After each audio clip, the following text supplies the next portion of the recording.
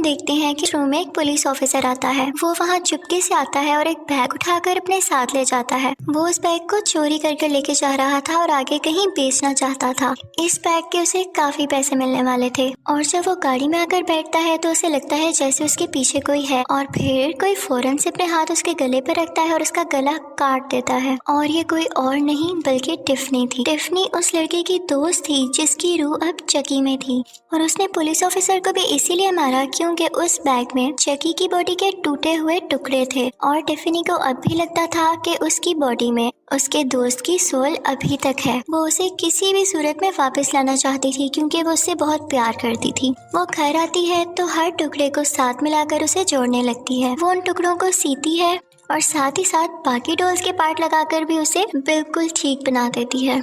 लेकिन चकी अब यहाँ पर बहुत खौफनाक लग रहा था। टिफनी तो इस बात से काफी खुश थी कि अब उसने चकी को ठीक कर दिया था। वो उसे लटाकर कुछ नोट्स पढ़ने लगती है कि शायद इसमें वो सोल वापस आ जाए और ये उठ खड़ा हो, लेकिन उसमें कोई मूवमेंट नहीं होती। और फिर कुछ टाइम बाद टिफनी का एक और दोस्त वहाँ पर आ जाता है और टिफनी जब वापस मुड़कर देखती है तो चकी अपनी जगह पर नहीं होता। उसे यहाँ पे पता चल चुका था कि चकी अब वापस आ चुका है और जिंदा हो चुका है। यहाँ पर वो अपने दूसरे दोस्त को बांध देती है ताकि वो कुछ ना कर सके और फिर सामने आता है चकी और टिफनी के दोस्त के मुंह के ऊपर पिलो रख के यानी तकिया रख के उसका सांस रोक देता है और वो वहीं पर मर जाता है। अब टिफनी चकी को जिंदा देखकर काफी खुश होती है क्योंकि चकी के अंदर उस दोस्त की रूह थी जिससे टिफनी शादी करने वाली थी। और फिर वो चकी से बातें करने लगती है और उससे एक वेडिंग रिंग दिखाकर पूछती है कि क्या तुम्हें याद है इसके बारे में, ये मुझे तुम्हारी बॉडी के पास से मिली थी। यानी जिस वक्त उसके दोस्त की डेथ हुई तो वहीं से उसे ये वेडिंग रिंग भी मिली। तो ये सुनकर उसके दोस्त की सोल जो चकी के अंदर थी अब जोर जोर से हंसने लगती है। वो कहता है कि मैं तो तुमसे कभी शादी करने ही नहीं वाला था। ये सुनकर टिफनी का दिल बहुत ज्यादा दुखता है। वो गुस्से में आ जाती है और उसे कुछ समझ नहीं आता कि अब क्या करना चाहिए। तो वो अपना गुस्सा ठंडा करने के लिए चकी को एक केज यानी पिंजरे में बंद कर देती है। फिर दूसरी तरफ हमें एक लड़का दिखाया जाता है जो कि एक लड़की जेड को पार्टी के लिए पिक करने आया था। उनके साथ जैसी भी था, लेकिन असल बात तो ये थी कि जेड जैसी को पसंद करती थी, उस लड़के को नहीं। वो सब मिलके जा ही रहे होते हैं कि रास्ते में जेड का अंकल इन सबको रोक लेता है और जेड से कहता है मैंने तुम्हें मना किया था ना इसके साथ जाने से। और ये कहते हुए वो जेड को अपने साथ घर ले आता है। अब दूसरी तरफ जैसी काफी परेशान होता है तो उसका दोस्त उसे मशवरा देता है, यानी उससे कहता है कि तुम दोनों भाग कर शादी कर लो क्योंकि वो भी तुम्हें पसंद करती है और तुम भी, और इसमें बुरी बात क्या है। और फिर हमें यहाँ पर ये भी पता चलता है कि जेसी टिफनी का नेबर था, यानी उसके घर के बिल्कुल साथ रहता था। फिर हमें दिखाया जाता है कि टिफनी चकी को अकेला केज में देखकर उसके लिए एक ब्राइड भी ले आती है, यानी फीमेल डॉल, और उसके केज में रख देती है। फिर वो बात लेने के लिए चली जाती है और साथ साथ टीवी देखने लगती है। और फिर हमें चकी दिखाया जाता है जो कि उस ब्राइड डॉल के गले में से रिंग निकालकर वो केज काट देता है और बाहर आ जाता है। उसे बहुत गुस्सा था कि टिफनी ने उसे बंद किया और इसी बात का बदला लेने के लिए वो टिफनी के वॉशरूम में जाता है। वो देखता है कि टिफनी पानी में है तो इस चीज का फायदा उठाते हुए वो टीवी वहाँ से उतारता है और उसके बाथ टब में फेंक देता है। अब जाहिर है कि पानी में करंट आ जाता है और टिफनी तड़प तड़प कर मर जाती है। चकी को इस बात का कोई अफसोस नहीं था और वो अपने साथ उस ब्राइड डॉल को भी लाया था जिसमें पहले तो कोई सोल नहीं थी, लेकिन अब वो इसमें टिफनी की सोल डालना चाहता था। वो टिफनी की डेड बॉडी के साथ एक रिचुअल करता है और टिफनी की सोल को उस ब्राइड डॉल में डाल देता है। अब टिफनी जब ये फील करती है कि वो किसी डॉल में आ चुकी है तो उसे बहुत गुस्सा आता है और वो घबरा जाती है।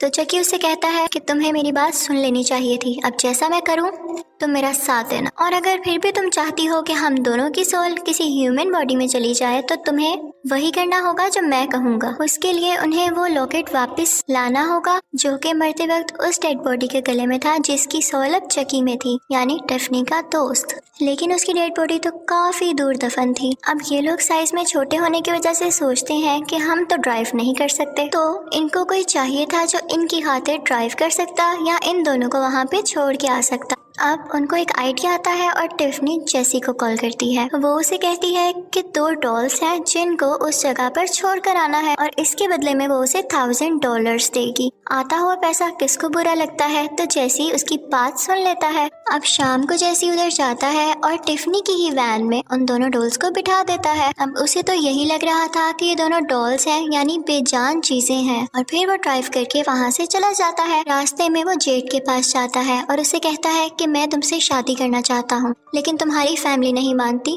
तो क्यों ना हम भाग जाएं। वो उसे बहुत इंसिस्ट करता है तो जेड भी मान जाती है और अब जेड अपना सामान पैक करने के लिए घर के अंदर चली जाती है।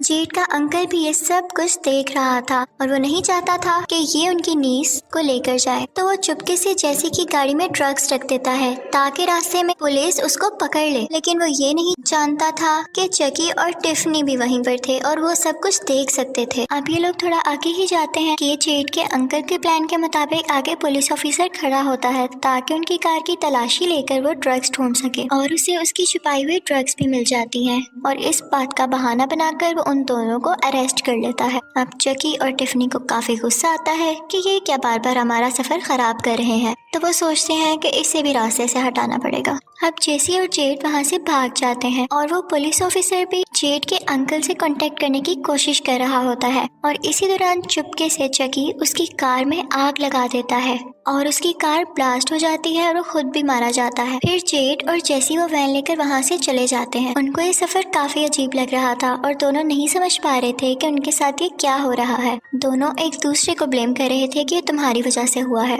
खैर फिर हमें दिखाया जाता है कि वो एक चर्च में जाते हैं और फाइनली शादी कर लेते हैं। अब वहाँ कार में टिफनी और चकी भी गाने सुन रहे थे और टिफनी को भी वो सब याद आता है कि कैसे वो उससे शादी करना चाहती थी। अब जेड और जेसी एक होटल में रुकते हैं। वहाँ पर एक कपल उनके रूम में आके जेसी का पर्स चुरा लेता है, लेकिन टिफनी ने ये सब कुछ देख लिया था। अब जब वो लोग अपने रूम में चले जाते हैं तो टिफनी वहाँ पर जाती है और उनकी छत पर लगा हुआ शीशा तोड़ देती है। उस शीशे के टुकड़े उन लोगों के ऊपर गिरते हैं जिससे उनकी फौरन से डेथ हो जाती है। यहाँ पर चकी भी था और जब वो देखता है कि टिफनी ने इतने ट्रिकी तरीके से इनको मारा तो उसे इम्प्रेस हो जाता है और यहाँ पे वो सोचता है कि इसको मेरी वाइफ होना चाहिए। इसी के साथ वो वेडिंग रिंग निकालता है और उसे पहना देता है और यहाँ टिफनी की आंखों से खुशी के आंसू निकलने लगते हैं और ये लोग भी जेड और जेसी के साथ ही होटल में रुके हुए थे। अब दूसरी तरफ दिखाया जाता है कि जेड और जेसी भी काफी घबराए हुए थे क्योंकि उन्हें लग रहा था कि ये जो सब कुछ हो रहा है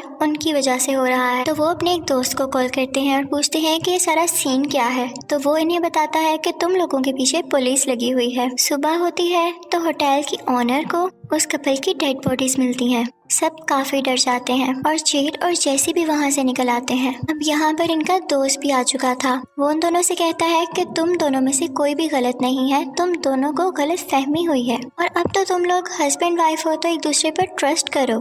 इसी के साथ वो वैन खोलता है तो उसके अंदर जेड के अंकल की डेड बॉडी थी। ये देखते ही उसे भी शक हो जाता है और वो उसी की गन निकाल कर उन दोनों पर पॉइंट कर लेता है। वो कहता है कि वैन से बाहर आ जाओ। उसे लग रहा था कि अब तक जितने भी मर्डर्स किए हैं वो इन दोनों ने मिलकर किए हैं। और यहाँ पर चकी और टिफनी भी मूवमेंट करने लगते हैं और खुद को रिवील कर देते हैं। उन्हें देखकर उनका दोस्त वहाँ से भाग जाता है और एक ट्रक उसके ऊपर से गुजर जाता है और उसकी डेथ हो जाती है। अब चकी यहाँ से गुस्से से कहता है कि फौरन से वैन चलाओ। यहाँ चकी और टिफनी उन्हें सारी स्टोरी बताते हैं और एक दूसरी वैन चुराकर उसमें ट्रेवल करने लगते हैं। इस वैन में किचन भी था और टिफनी चकी के लिए खाना भी बना रही थी। यहाँ पर इन दोनों में एक छोटी सी लड़ाई हो जाती है कि खाने के बर्तन कौन धोए और ये लोग बहस करने लगते हैं। तो इसी चीज का फायदा उठाकर जेड फौरन से आती है और टिफनी को उठाकर माइक्रोवेव ओवन में बंद कर देती है और जेसी चकी को उठाकर फौरन से विंडो से बाहर फेंक देता है। अब चकी वापस जेसी पर शूट करता है। उसके शूट करने की वजह से वैन का एक्सीडेंट हो जाता है, लेकिन लकीली वो खुद बच जाता है। वहाँ माइक्रोवेव से जली हुई टिफनी भी बाहर आ गई थी और वो बदला लेने के लिए जेड पर अटैक करती है,